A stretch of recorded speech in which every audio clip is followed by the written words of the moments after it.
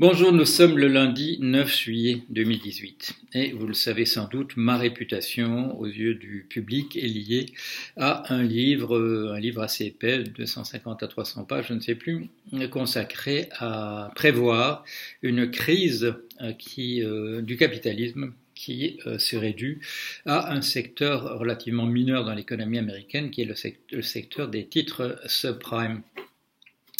Mon manuscrit, ça a été répété partout, mais c'est vrai, était prêt en 2005, écrit en 2004-2005, et a trouvé un éditeur, la découverte, au mois de janvier 2007. Il a paru au mois de janvier 2007. La crise à proprement parler a débuté le mois suivant, au mois de février, et le grand écroulement a eu lieu un peu plus d'un an plus tard, en septembre 2008. Alors, à la suite de cela, on m'a souvent demandé qu'est-ce qui va se passer maintenant? Quelle autre prophétie pouvez-vous produire? Est-ce que ceci va avoir lieu? Est-ce qu'il y aura une crise la semaine prochaine? Et ainsi de suite. Et je me suis toujours abstenu prudemment en disant autant il est clair qu'il y avait une ligne de causalité entre les subprimes et une crise majeure, autant dans la quasi-totalité des cas, je ne vois pas, moi personnellement, ce genre de nervure à l'intérieur du système. Sauf que j'ai quand même fait depuis deux prévisions.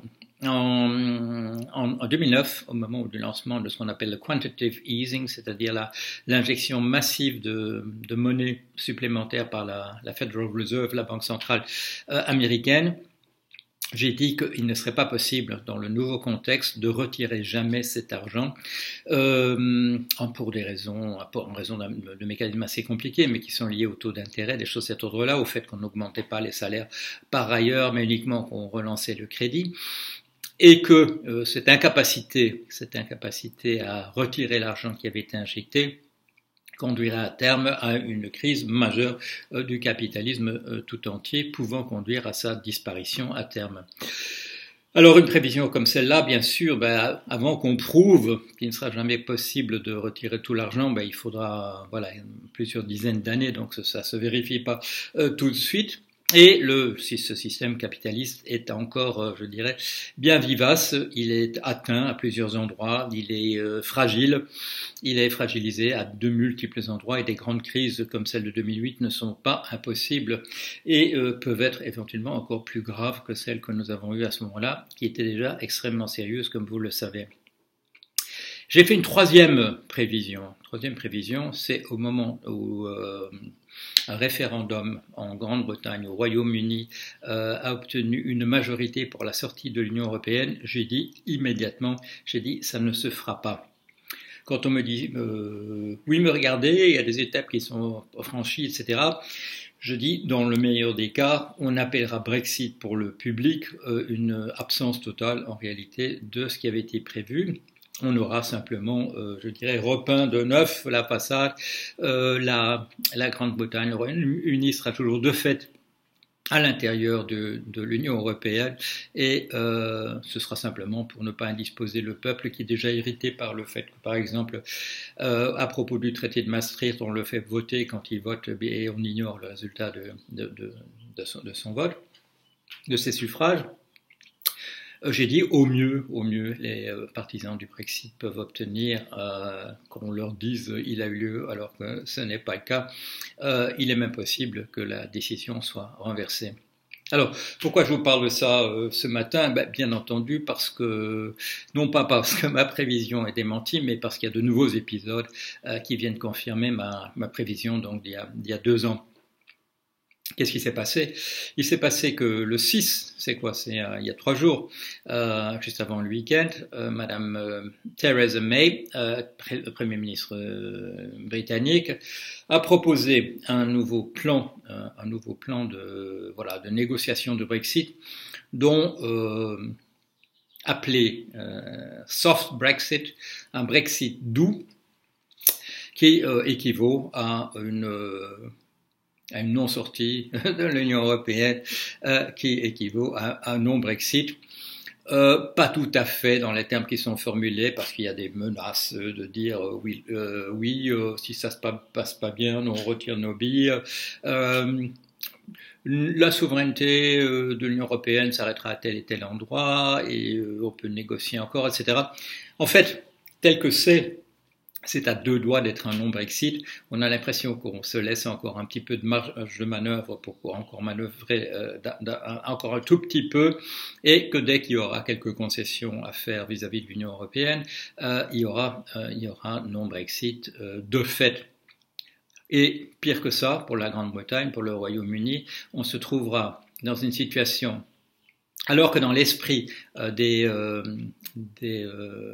ceux qui avaient proposé, des partisans du Brexit, on voulait garder tous les avantages de l'Union européenne sans se débarrassant des inconvénients. Les Britanniques risquent maintenant de se retrouver uniquement avec les inconvénients sans les avantages.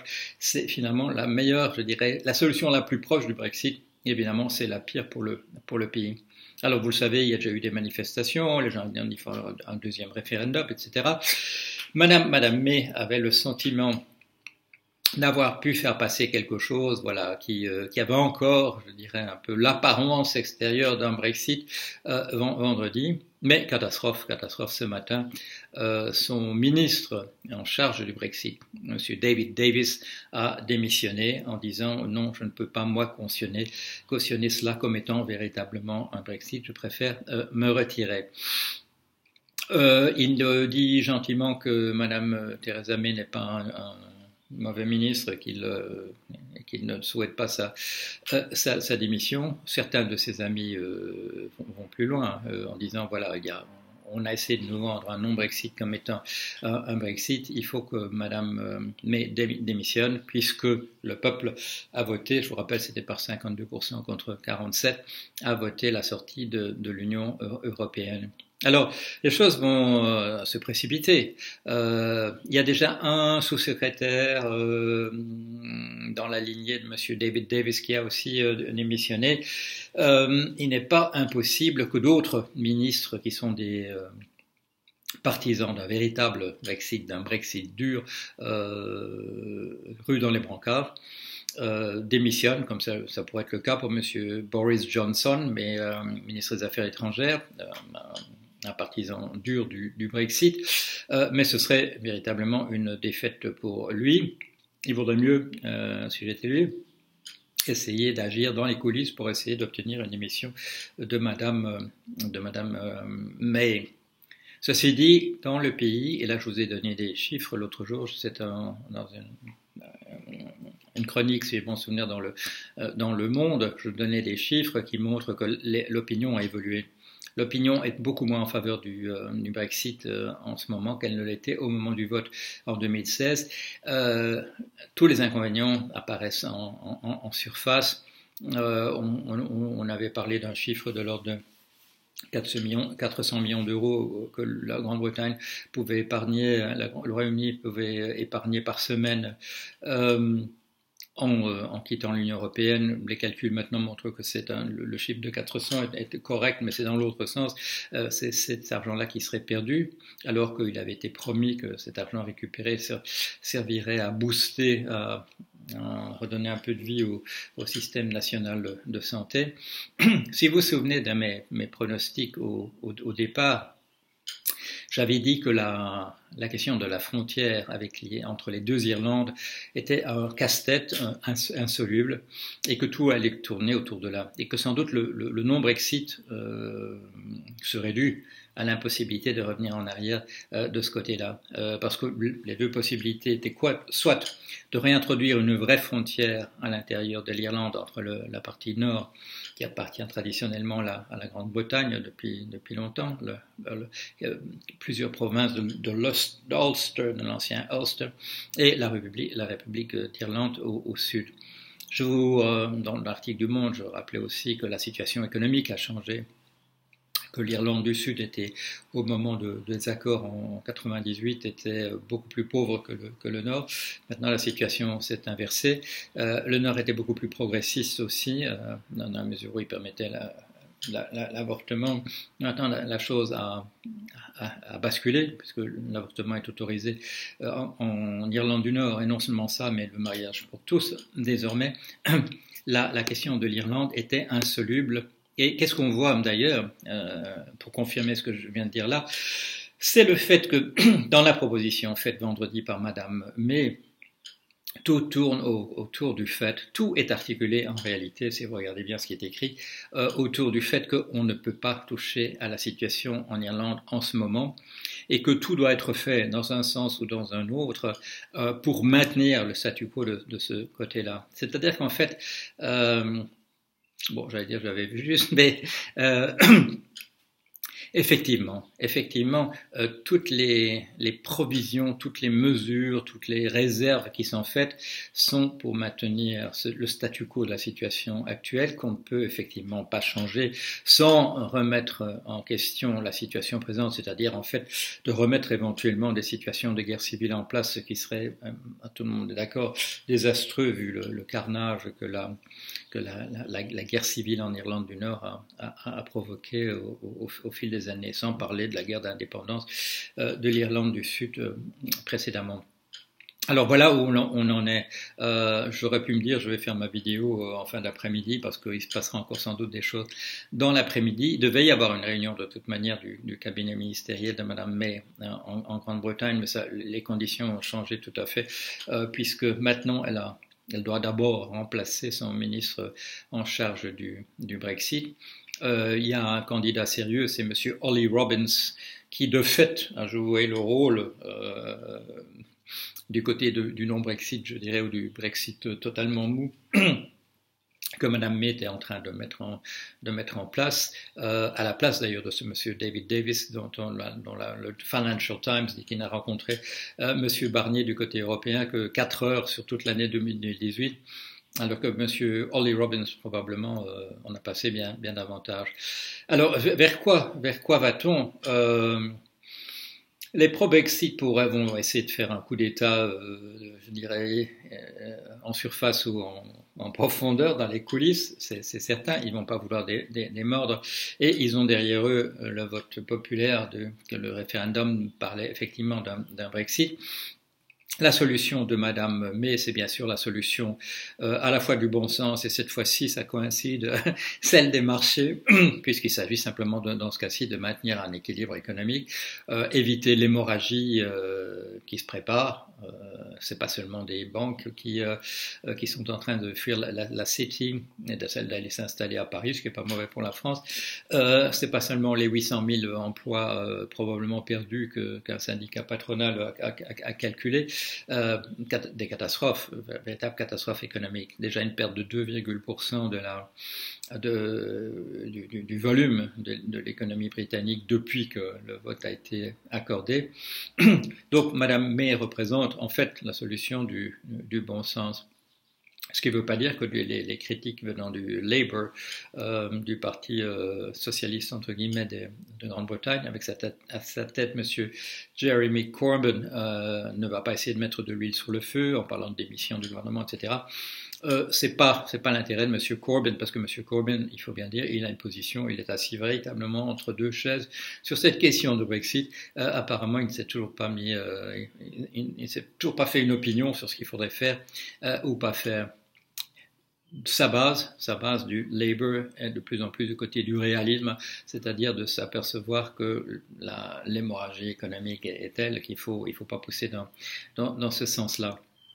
Donc, M. Corbyn, en réalité, il n'a pas intérêt à ce que le gouvernement de Mme Theresa May tombe, parce qu'il n'a pas, au sein de son parti, il n'y a pas une vision unifiée. Au contraire, je dirais que les divisions sont peut-être encore plus grandes au sein du Parti travailliste qu'au sein du Parti conservateur. Mais au sein du Parti conservateur, voilà, ils sont au gouvernement. Donc, révolution de palais, renversement de situation, etc., tout ça est en train d'avoir lieu.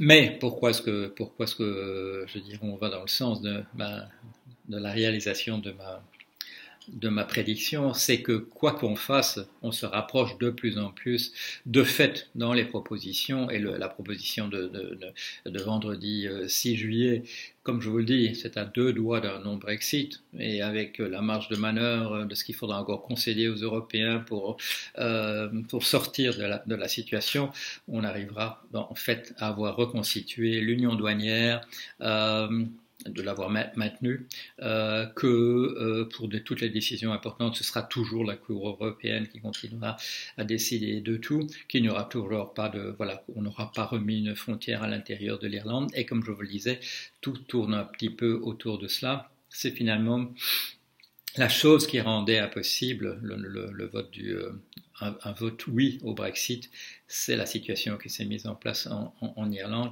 et qu'on ne pourrait remettre en question qu'en acceptant de remettre un détonateur dans un endroit qui est une poudrière. On le sait pour les horreurs de la guerre civile en Irlande du Nord au fil des années. Si vous êtes jeune, vous connaissez peut-être pas ça, mais des gens de mon âge, on a vu ce que c'était à l'époque. On sait ce qu'un nom comme Bobby Sands veut dire. Ça a été affreux. Bon. Et voilà. Alors, la solution de bon sens, c'est pas remettre ça en place délibérément. Je vous tiens au courant, bien entendu. Hein, j'ai mis un petit peu ma selle et mes bottes en jeu dans cette histoire. C'est une chose où, comme pour la crise des subprimes, je vous dis, la crise des subprimes aura lieu. Pour le Brexit, j'ai dit, il n'aura pas lieu, et donc je suis ça de près et je vous tiens informé. Allez, si vous avez l'occasion d'aller à la plage, allez-y. Le temps est vraiment parfait. À bientôt.